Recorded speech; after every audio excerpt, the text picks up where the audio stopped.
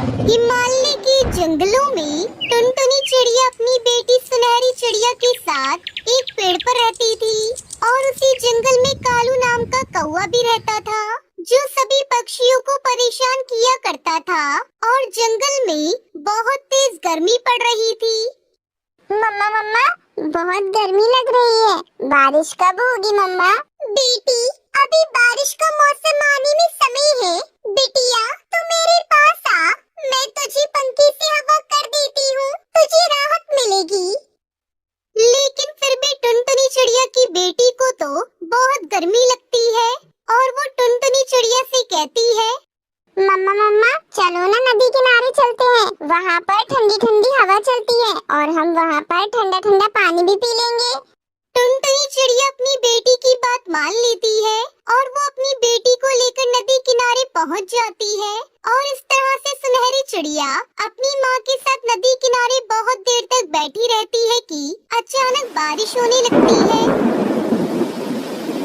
सारे पक्षी बारिश का आनंद ले रहे थे और बारिश धीरे धीरे बढ़ती जा रही थी। बेटा जल्दी चलो, नहीं तो हम लोग रास्ते में फंस जाएंगे। बारिश ने विकराल रूप ले लिया है बेटा, जल्दी चलो। फिर टुनटुनी चिड़िया अपनी बेटी के साथ जल्दी जल्दी घर लौटती है और जब वो अपने घर लौटती है तो वो देखती है कि अरे मम्मा, अपना घर कहाँ है? मम्मा, अपना घर कहाँ है? बेटा, लगता है बारिश की वजह से अपना घर टूट गया। हे भगवान, ये तूने क्या किया मुझ गरीब के साथ? गर्मी से तो तूने हम सबको बचा लिया, लेकिन मेरा घर तोड़ दिया। तुझको क्या मिला? अब मैं अपनी बेटी को लेकर इतनी तेज बारिश में कहाँ जाऊँ? टुनटुनी चिड़िया बारिश में अपनी बेटी के साथ छिपने की जगह तलाशने लगती है। मम्मा मम्मा, वो देखो बंटी अंकल का घर। चलो मम्मा, हम उनसे मदद मांगते हैं, चलो ना। दोनों माँ बेटी बंटी कबूतर के घोंसले के पास जाती है और उससे कहती है, बंटी भैया, अरे ओ बंटी भैया, दरवाजा खोलो, मैं और मेरी बेटी पानी में भीग रहे हैं। हमारा घर टूट गया है, हमारी मदद करो। अरे क्या है, क्यों परेशान करने आ गए हो? यहाँ कोई मैंने धर्मशाला नहीं खोली है जो मैं सभी पक्षी को घर में आने दूं। जाओ यहाँ से, कहीं और जाकर रहने की जगह तलाशो, पता नहीं कहाँ कहाँ से आ जाती है।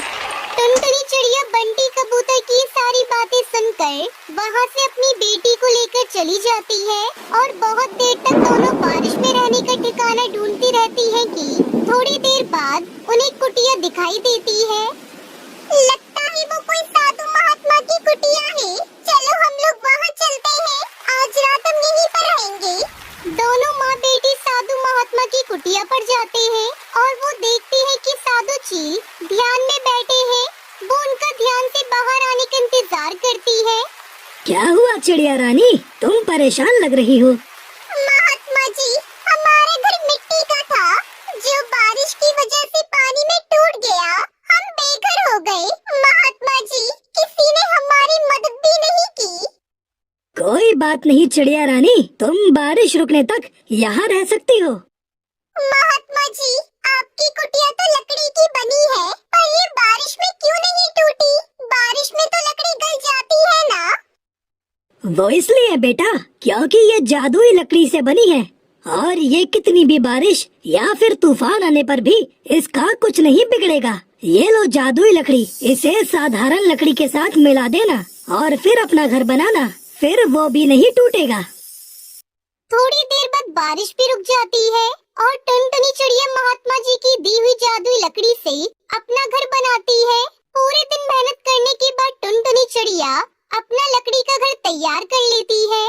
फिर दोनों माँ बेटी जब अपने लकड़ी के घर में प्रवेश करती है तो वो अंदर से बहुत ठंडा होता है और वो बहुत खुश होते हैं।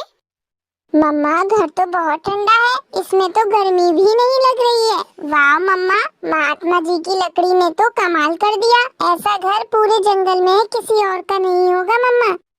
फिर दोनों माँ बेटी खुशी खुशी उस लकड़ी के घर में रहने लगती है। लेकिन उनकी खुशी को उस जंगल में रहने वाले दुष्ट कालू कौवे से देखा नहीं जाता और वो एक दिन मौका पाकर कालू कौवा उनकी लकड़ी के घर पर कब्जा कर लेता है। जब वो दोनों माँ बेटी पानी पीकर नदी किनारे से वापस आती हैं तो वो देखकर गई तुम। मुझे तुम्हारा ही इंतजार था। आज से ये घर मेरा है, तुम ये घर भूल जाओ। कालू जी, बहुत मुश्किल से हमने बरसात के मौसम में ये घर बनाया है। अब हम माँ बेटी कहाँ जाएंगे? ऐसे बरसात के मौसम में हम पर दया करो कालू जी। ये सब मैं नहीं जानता, आज से ये घर मेरा है, बस समझी। चलो अब यहाँ से अपना बोरिया बिस्तर उठाओ और चलती बनाओ। टुनटुनी चिड़िया बेचारी करती भी क्या, वो अपनी बेटी को लेकर फिर से उसी बाबा की कुटिया में जाती है। बाबा जी, हम पर दया करो, हम फिर से बेघर हो गए बाबा जी। आपकी जादुई लकड़ी से बना हुए घर पर उस दुष्ट कालू कौवे ने कब्जा कर लिया है। वो सभी पक्षियों को परेशान भी करता है। बाबा, मैं और मेरी बेटी जान बचाकर आपके पास आए हैं, हमारी मदद करो। अरे चिड़िया बेटा, अब तुमको परेशान होने की कोई जरूरत नहीं है। वो जादुई लकड़ी का घर है, मैं अभी उस घर को वहाँ से यही किसी पेड़ पर जादुई शक्ति से ला देता हूँ, फिर तुम यहीं रहना। ऐसा कहकर साधु जी एक मंत्र फूंकता है और वो जादुई लकड़ी का घर वहाँ से गायब हो जाता है और वो टुनटुनी चिड़िया के पास आ जाता है। वहीं कालू कौवा खाली पेड़ पर बैठा रह जाता है। टुनटुनी चिड़िया अपना घर देखकर बहुत खुश हो जाती है और साधु चील से कहती है, आपका बहुत बहुत शुक्रिया बाबा, आपने मेरी बहुत मदद की है। जब किसी भी पक्षी ने मेरा साथ नहीं दिया, तब आपने मुझे अपने घर में सिर छुपाने की जगह दी। अब ये टुनटुनी चिड़िया आपकी हमेशा एहसानमंद रहेगी। इसमें एहसान की क्या बात है टुनटुनी चिड़िया, हर पक्षी का फर्ज बनता है कि वो दूसरे पक्षी की मदद करे, यही तो एक अच्छे पक्षी की पहचान है। ये सुनकर टुनटुनी चिड़िया अपने लकड़ी के घर में चली जाती है और अपनी बेटी के साथ खुशी खुशी रहने लगती है।